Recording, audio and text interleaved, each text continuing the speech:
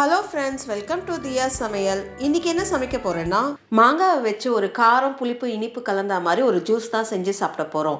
வாங்க எப்படி செய்கிறதுன்னு பார்க்கலாம். சமையல் அறைக்கு போகிறதுக்கு முன்னாடி இப்போ தான் ஃபர்ஸ்ட் டைம் என் சேனலை பார்க்குறீங்கன்னா என் சேனலை சப்ஸ்கிரைப் பண்ணிவிட்டு பக்கத்தில் இருக்க பெல் ஐக்கானை கிளிக் பண்ணிவிட்டு வாங்க.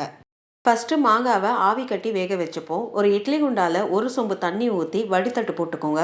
ஒரு கிளிமூக்கு மாங்காய் எடுத்திருக்கேன். கிளிமூக்கு மாங்காவோடைய காம்பை கட் பண்ணி எடுத்துக்கோங்க. ஏன்னா அதுலேருந்து ஒரு பால் மாதிரி வடியும், அதனால் அதை கட் பண்ணி எடுத்துக்கோங்க.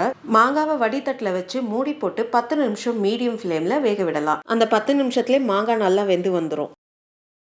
10 நிமிஷம் மீடியம் ஃப்ளேமில் மாங்காவை வேக விட்டாச்சு. மூடியை திறந்து பார்ப்போம்.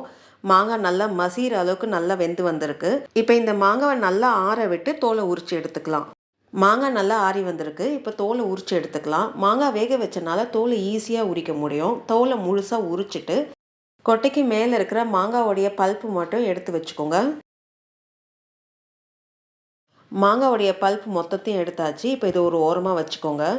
ஒரு மிக்சி ஜார் எடுத்துக்கோங்க. ஒரு 20 புதினா இலையை சேர்த்துக்கோங்க. ஒரு சின்ன துண்டு இஞ்சி சேர்த்துக்கோங்க. ஒரு சின்ன பச்சை மிளகாய் சேர்த்துக்கோங்க. இது ஆப்ஷனல் தான், தேவைப்பட்டால் சேர்த்துக்கோங்க, இல்லைனா வேண்டாம். ஒரு ஸ்பூன் சீரகத்தூள் தலைவெட்டி சேர்த்துக்கோங்க.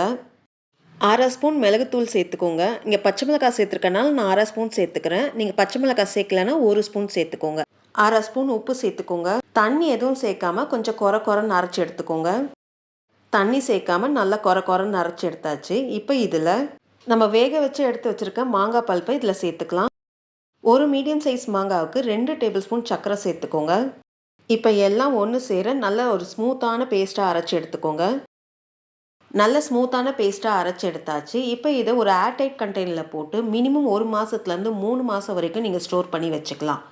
உங்களுக்கு எப்பப்பெல்லாம் ஜூஸ் தேவையோ அப்போ ஒரு கிளாஸுக்கு 1 ஸ்பூன் விதத்தில் நீங்கள் தண்ணி ஊற்றி டைல்யூட் பண்ணி நீங்கள் ஜூஸாக சாப்பிட்டுக்கலாம். மாங்காய் ஜூஸுக்கான பேஸ் ரெடி பண்ணியாச்சு. வாங்க மாங்காய் ஜூஸ் எப்படி போடுறதுன்னு பார்க்கலாம்.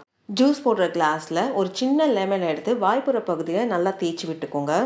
ஒரு தட்டில் உப்பு மிளகாத்தூளை கலந்து எடுத்துக்கோங்க. கிளாஸோட எட்ஜஸை அந்த உப்பு மிளகாத்தூளில் டிப் பண்ணி எடுங்க. இதெல்லாம் ஒரு கார்னிஷிங்காக தான். இதெல்லாம் பண்ணாமலே நம்ம ஜூஸ் போட்டு சாப்பிடுங்க, நல்லா தான் இருக்கும். ஒரு 4-5 ஐஸ் க்யூப்ஸ் சேர்த்துக்கோங்க. நம்ம அரைச்சி வச்சுருக்க மாங்காய் பேஸ்ட்லேருந்து ஒரு ஸ்பூன், ஒரு கிளாஸுக்கு 1 ஸ்பூன் விதத்தில் நீங்கள் சேர்த்துக்கோங்க. 1 ஸ்பூன் தேன் சேர்த்துக்கிறேன். உங்கள் டேஸ்ட்டுக்கு ஏற்ற மாதிரி நீங்கள் தேனோ சர்க்கரையோ நாட்டு சர்க்கரையோ எது வேணாலும் நீங்கள் சேர்த்துக்கலாம். தண்ணி நல்லா சில்லுன்னு சேர்த்துக்கோங்க. எல்லாம் ஒன்று சேர நல்லா மிக்ஸ் பண்ணி விட்டுக்கோங்க. எல்லாம் ஒன்று சேர நல்லா மிக்ஸ் பண்ணி விட்டாச்சு. புளிப்பு இனிப்பு காரம் கலந்த ஒரு மாங்காய் ஜூஸ் ரெடி ஆயிடுச்சு. இந்த வீடியோ உங்களுக்கு பிடிச்சிருக்கும்னு நினைக்கிறேன். அப்படியே ஒரு லைக்கை தட்டுங்க. மறக்காம என் சேனலை சப்ஸ்கிரைப் பண்ணிட்டு பக்கத்தில் இருக்க பெல் ஐக்கானை கிளிக் பண்ணுங்க. வரும் நாட்கள் இனிதே அமைய நல்வாழ்த்துக்கள். நன்றி, வணக்கம்.